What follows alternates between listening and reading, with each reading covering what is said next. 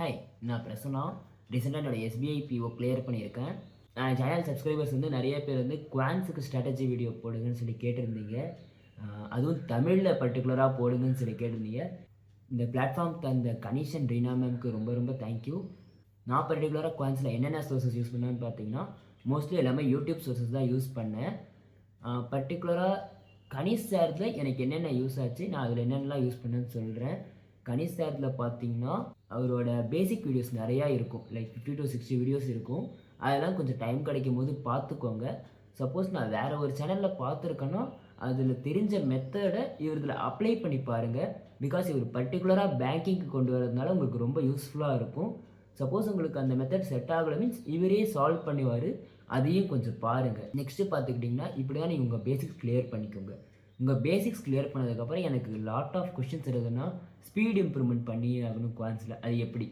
குவான்ஸில் speed இம்ப்ரூவ்மெண்ட்டுக்கு வந்து இவர் next வந்து K10 மேரத்தான் ஒன்று போட்டிருப்பாரு.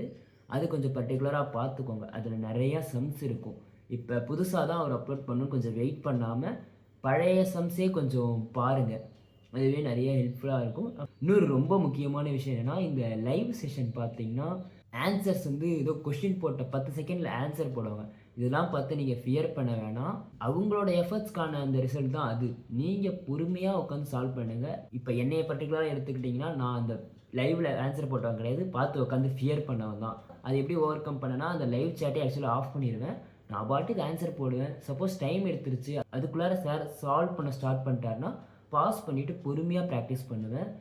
ப்ராக்டிஸ் அண்ட் அக்யூரேசி தான் ரொம்ப முக்கியம்.